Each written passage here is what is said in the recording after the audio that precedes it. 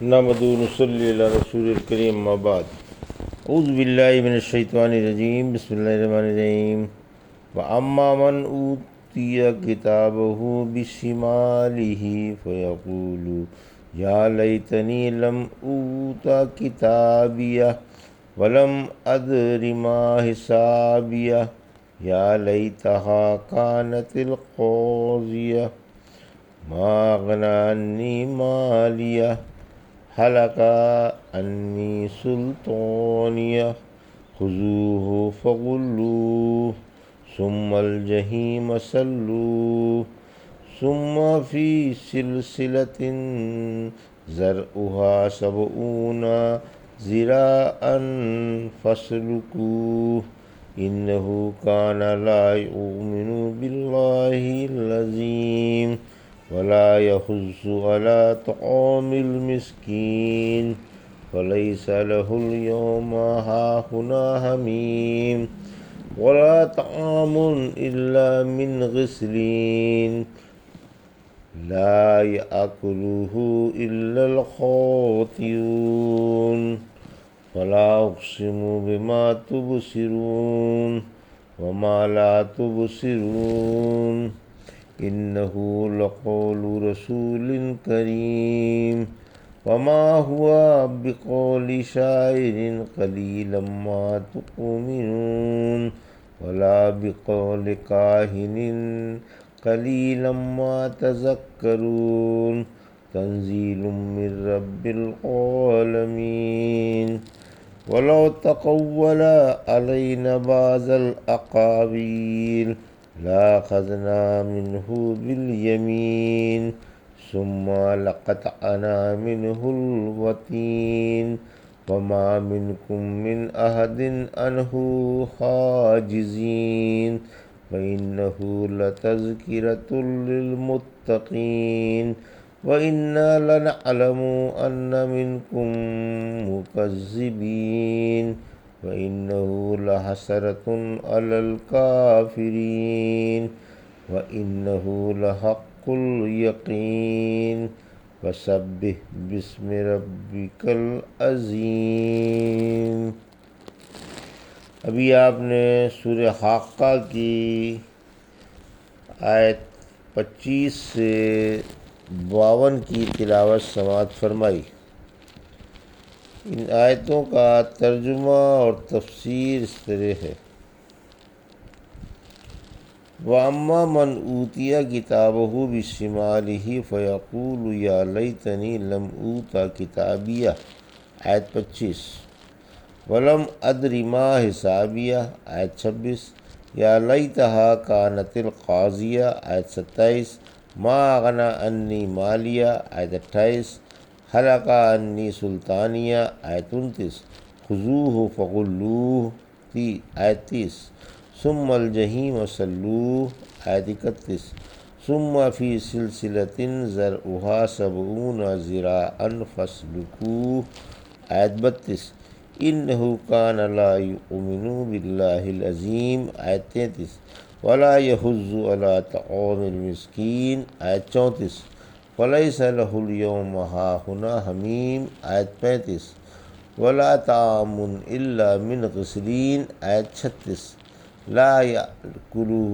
إِلَّا الْخَاطِئُونَ آیت 37۔ ترجمہ: لیکن جس کا اعمال نامہ اس کے بائیں ہاتھ میں دیا جائے گا وہ چیخے گا کہ ہائے ہائے، کاش مجھے میرا اعمال نامہ دیا ہی نہ جاتا، کاش میں حساب سے بے خبر ہی رہتا، کاش موت ہی آ کر میرا کام تمام کر جاتی۔ آج میرا مال میرے کام نہیں آیا، میرا غلبہ بھی مجھ سے کھو گیا۔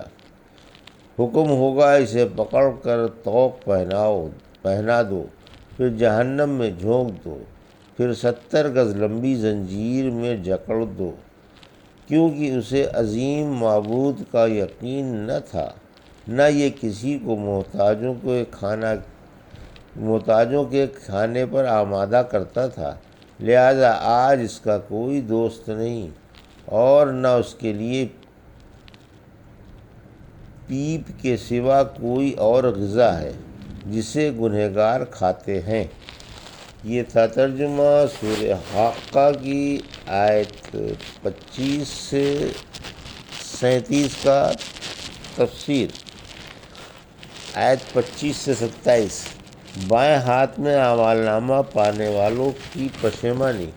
جب ازلی بدبختوں کے بائیں ہاتھ میں اعمال نامے دیے جائیں گے تو ہاتھ ملتے رہ جائیں گے، بے حد پشیمان ہوں گے اور فرط تعصب سے ٹھنڈی سانس بھر کر کہیں گے، کاش ہمیں اعمال نامہ دیا ہی نہ جاتا اور ہم اس سے بے خبر ہی رہتے۔ بھرے مجمع میں ہماری پول کھل رہی ہے اور سخت رسوائی ہو رہی ہے، کاش ہمیں موت ہی اچک لے اور پھر زندگی نصیب نہ ہوتا کہ یہ بکھیڑے دیکھنے ہی نہ پڑیں۔ آیت 28۔ آج اللہ کے عذاب سے مجھے نہ میرا مال ہی بچا سکتا ہے اور نہ عزت ہی کام آ سکتی ہے۔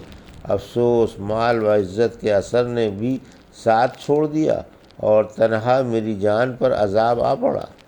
آج میرا نہ کوئی حمایتی ہے اور نہ پناہ دینے والا۔ آیت 29 سے 31۔ داروغہ جہنم کو حکم ہوگا کہ انہیں موقف میں سختی سے پکڑ لو، گردنوں میں توق ڈال کر جہنم کی طرف گھسیٹ کر لاؤ اور جہنم میں دھکا دے دو۔ منہال بن عمرو کہتے ہیں، فوراً 70,000 فرشتے جھپٹیں گے اور جو چیز ان کی راہ میں آئے گی اسے چور چور کر دیں گے۔ پوچھے گا، تمہیں مجھ سے کیا واسطہ؟ جواب دیں گے کہ اللہ کی ناراضگی کی وجہ سے آج ہر چیز تجھ سے ناراض ہے۔ آیت 32۔ اہل جہنم کے لیے لمبی اور بھاری زنجیریں، پھر ایسی لمبی لمبی زنجیروں میں جکڑ دیا جائے گا جس کے ہر ایک حلقے میں دنیا کا تمام لوہا آ جائے گا۔ یہ زنجیریں فرشتوں کے ہاتھوں سے 70 ہاتھ لمبی ہوں گی۔ زنجیروں کو منہ اور دبر سے نکال کر ان میں اس طرح پرو دیے جائیں گے جیسے گوشت سلاخ میں بھوننے کے لیے پرو دیا جاتا ہے۔ ایک روایت میں ہے کہ مقد میں ڈال کر نتنوں سے نکال لی جائے گی تاکہ پیروں پر کھڑا نہ ہوا جائے۔ آیت 33-34۔ عبادت کے چوروں کا برا انجام۔ یہ عبادت کے چور تھے اور مخلوق کی حق تلفی کیا کرتے تھے، نفع تو کیا پہنچاتے۔ اللہ کا بندوں پر یہ حق ہے کہ توحید پر کاربند رہیں اور شرک سے بچیں، اور لوگوں کے باہمی حقوق، حسن سلوک و معاونت ہے۔ اسی وجہ سے اللہ نے نماز و زکوٰۃ کا ساتھ ساتھ حکم فرمایا ہے۔ نبی کریم صلی اللہ علیہ وسلم یہ کہتے کہتے سدھارے کی نماز کا اور کمزوروں کا خیال رکھنا۔ آیت 35۔ یعنی آج اللہ کے عذاب سے کوئی چیز نہیں چھڑا سکتی، نہ رشتہ دار، نہ دوست اور نہ دیوی دیوتا جنہیں معبود بنا رکھا تھا۔ آیت 36-37۔ آج پیپ کے سوا کوئی غذا نہیں اور یہ غذا نمک حراموں ہی کی ہے جو سب غذاؤں سے بدترین ہے۔ غسلین کی تفسیر۔ ابن عباس فرماتے ہیں، غسلین وہ خون اور پانی ہے جو جہنمیوں کے گوشت سے بہے گا۔ فلا اقسم بما تبصرون۔ آیت 38۔ وما لا تبصرون۔ آیت 39۔ انہ لقول رسول کریم۔ آیت 40۔ وما هو بقول شاعر قلیلا ما تؤمنون۔ آیت 41۔ ولا بقول کاہن قلیلا ما تذکرون۔ آیت 42۔ تنزیل من رب العالمین۔ آیت 43۔ ترجمہ۔ مجھے ان چیزوں کی قسم جنہیں تم دیکھتے ہو اور نہیں دیکھتے، بلا شبہ یہ قرآن ایک بزرگ رسول کا قول ہے، کسی شاعر کا قول نہیں۔ تم یقین نہیں کرتے اور نہ کسی کاہن کا قول ہے، تم نصیحت نہیں مانتے، یہ تو رب العالمین کی طرف سے اتارا ہوا ہے۔ یہ تھا ترجمہ آیت 38 سے 43 کا تفسیر۔ آیت 38-39۔ قرآن اللہ ہی کا کلام ہے۔ اسماء و صفات پر دلالت کرنے والی کائنات کی نظر آنے والی اور نہ نظر آنے والی نشانیوں کی قسم کھا کر اللہ قرآن کا یقین دلا رہا ہے۔ یہ میرا ہی کلام ہے اور میں نے ہی اپنے مقبول و برگزیدہ بندے پر اتارا ہے تاکہ آپ تبلیغ رسالت اور ادائے امانت کا فرض ادا کریں۔ آیت 40۔ قرآن کو بزرگ رسول کا قول کہنے کی وجہ۔ بزرگ رسول یعنی محمد رسول اللہ صلی اللہ علیہ وسلم قرآن کو بزرگ رسول کا کلام مجازی طور پر کہا گیا کیونکہ آپ ہی اس کے مبلغ ہیں۔ رسول کسی کا کلام ہی پہنچاتا ہے اور جو پہنچاتا ہے وہ رسول کا نہیں ہوتا۔ وہ رسول کی زبان سے ادا ہوتا ہے لیکن ہوتا ہے بھیجنے والا ہی۔ رسول تو نقل کرتا ہے، اسی وجہ سے تکویر میں اس کی نسبت ملکی رسول کی طرف کی گئی ہے۔ سورہ تکویر کی آیت 19 سے 21 میں یقیناً یہ قرآن ایک معزز رسول کا قول ہے جو طاقتور اور اللہ کے نزدیک مرتبے والا ہے، جس کی آسمانوں میں اطاعت کی جاتی ہے اور جو امانت دار ہے۔ یہ تمام صفتیں حضرت جبرائیل کی ہیں۔ پھر فرمایا سورہ تکویر کی آیت 22 سے 25 میں تمہارے صاحب دیوانے نہیں ہیں۔ آپ نے جبرائیل کو اصلی صورت میں آسمان کے ظاہری کنارے پر دیکھا۔ آپ غیب کی باتوں پر بخیل نہیں ہیں، یہ راندے ہوئے شیطان کا قول نہیں۔ اسی طرح یہاں فرمایا آیت 41 میں کہ یہ کسی شاعر کا قول نہیں ہے لیکن تم یقین نہیں کرتے۔